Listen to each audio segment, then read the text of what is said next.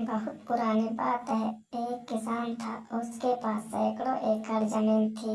वो किसान बूढ़ा हो चला था। उसका एक लड़का था, उसका नाम सुरेश था। एक दिन अचानक जमींदार की मृत्यु हो गई।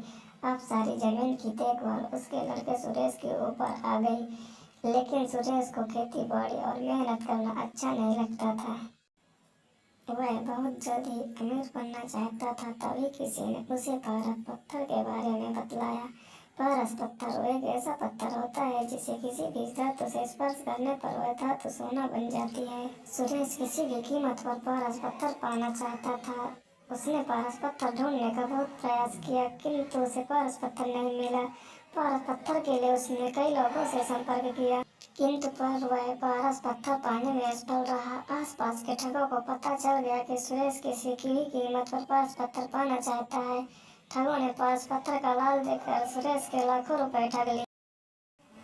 ठगों के बाद सुरेश ढोंगी बाबाओं के जाल में फंस गया। ढोंगी बाबाओं ने भी सुरेश को लालच देकर भूत का पैसा ऐंठ लिया। पारस पत्थर के लोभ में सुरेश को बहुत नुकसान हुआ और उसे अपनी कई एकड़ जमीन भी बेचनी पड़ी। सुरेश की पत्नी हमेशा उसे समझाती कि इन सब बातों में मत पड़ो, अपने पास बहुत जमीन है, उसी में खेती करो, मेहनत भी किसी पारस पत्थर से कम नहीं है। किंतु सुरेश को तो पारस पत्थर की ही धुन सवार थी।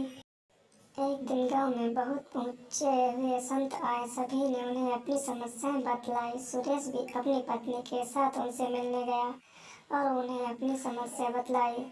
संत सुरेश की बातें सुनकर मुस्कुराए और बोले, मैं जैसा कहूँ वैसा ही करना, तो तुम्हें पारस पत्थर अवश्य मिलेगा। संत की बात सुनकर सुरेश बहुत खुश और संत से बोला, कृपया कर मुझे वह तरीका बतलाओ जिससे मुझे पारस पत्थर मिल जाए।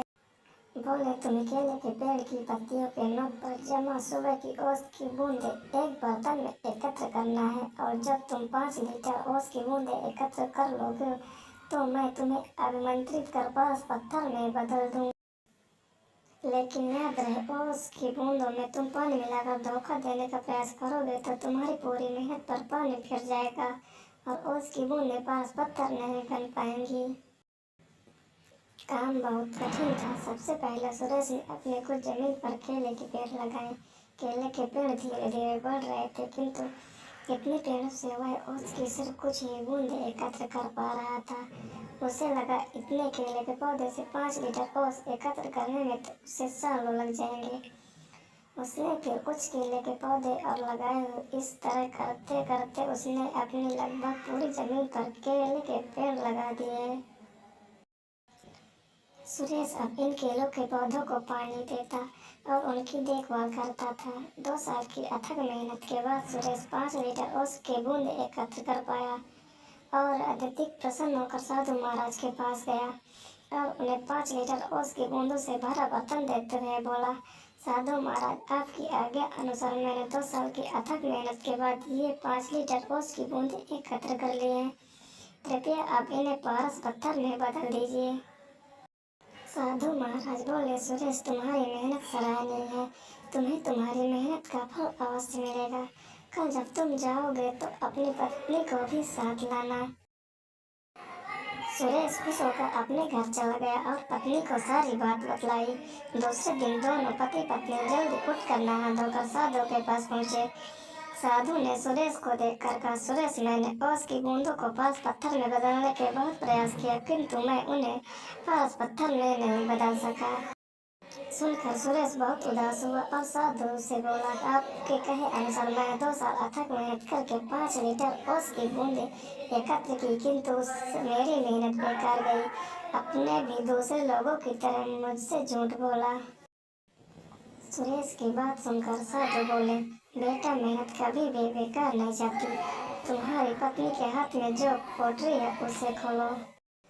सुरेश ने उसकी पत्नी के हाथ में रखी पोटली खोली तो देखकर दंग रह गया। उसमें सोने चांदी के आभूषण और कीमती रत्न थे।